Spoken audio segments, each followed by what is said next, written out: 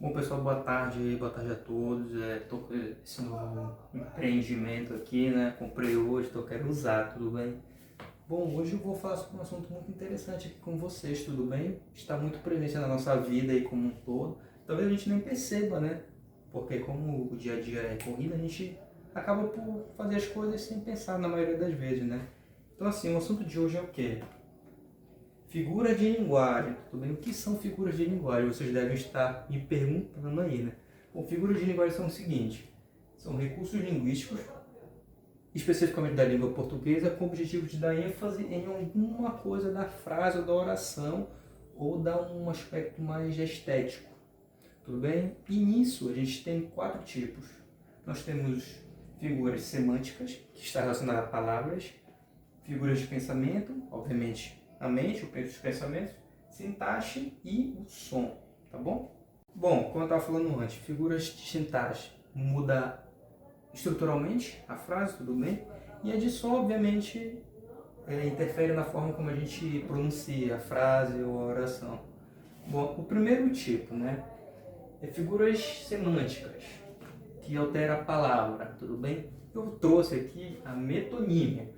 O que significa metonímia? Significa a troca do todo pela parte, tudo bem? Como, por exemplo, se eu falar, eu leio Machado. Eu leio Machado, mas eu não leio especificamente o Machado, né? Eu leio uma obra do Machado. Então, assim, eu posso falar, eu leio o Machado, Machado de Assis, mas eu leio o Alienista, por exemplo. Ou seja, eu estou trocando a parte pelo todo.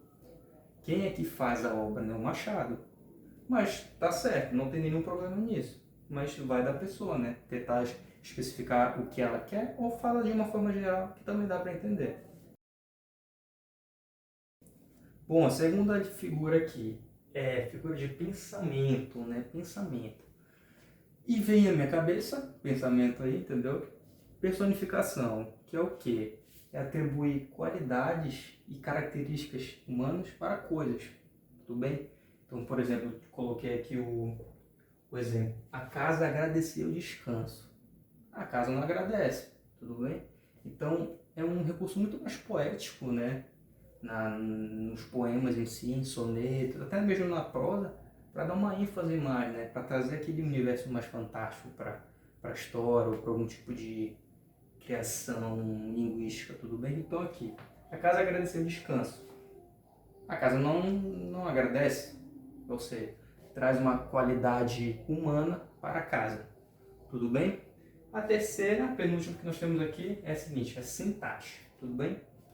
A sintaxe se diz respeito a mudar estruturalmente alguma frase, tudo bem? Então eu peguei aqui, ó, o hipérbato. Hipérbato, e dentro dele tem algumas mudanças. O hipérbato basicamente é a troca de alguns termos para outros lugares dentro da frase, tudo bem? Então eu posso falar assim, eles me deram isso. Utilizando do hipérbato eu posso falar isso eles me deram. Tem essa mudança do isso para frente, para o início da frase, né? O que é caso do hipérbato.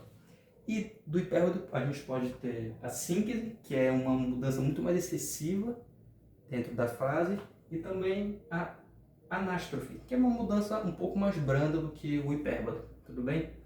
Então, assim, síntese eu posso falar, o mar sorria enquanto os olhos da moça via a mudança do mar, por exemplo.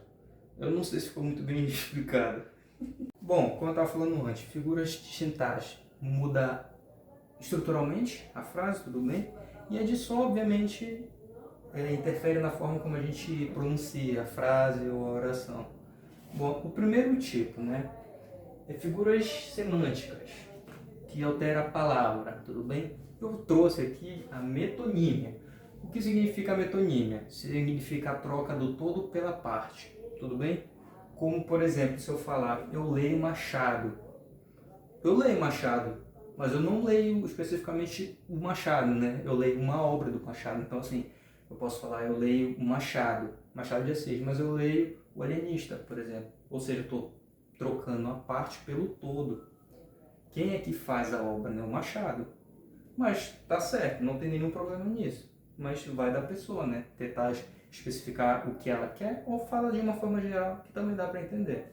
Um exemplo um pouco mais concreto sobre a síntese é o seguinte: na praia, o pôr do sol, a bela moça observava, tudo bem? Então, assim, é uma inversão muito mais brusca do que no hipérbato. Isso é muito referente a textos poéticos muito rebuscados, ou, por exemplo, ao barroco, né? Teve muita questão de estrutura dentro e muita questão de rebuscagem, né? Das palavras dentro dos textos. E por último, nós temos a figura de linguagem de som, e como representante dessa categoria eu peguei a literação, que é o quê? É a repetição do som da consoante, tudo bem? Que deixa uma certa fluidez dentro, não fluidez, a gente pode achar até estranho de vez em quando, mas, por exemplo, utilizar a letra R para fazer esse processo de aliteração que eu vou mostrar para vocês no próximo story, tudo bem? Bem famosa, né, essa frase, que é a seguinte: o rato roeu a roupa do rei de Roma, né? Bem frase clichê dos ensinos da vida e de escola, por exemplo. Creio que você já ouviu. Então, assim, a repetição da consoante R é que traz a aliteração, tudo bem? Nessa frase nós temos 5 R's, ou seja, o rato roeu a roupa do rei de Roma. Ou seja, tem uma ênfase, né, na construção da frase, né? Essa ênfase no R é que traz a literação para dentro do texto, tudo bem? Então, assim, pessoal, aula inaugural aqui, né, usando o quadro aqui, espero que vocês tenham gostado, um assunto bem básico, obviamente tem muita coisa para tratar dentro, né, são mais de 20 figuras de linguagem aí, cada elas divididas, né, entre as figuras de linguagem semânticas, de pensamento, de sintaxe e de som, mas assim, bem básico, só para dar uma acordada aí no pessoal, tudo bem?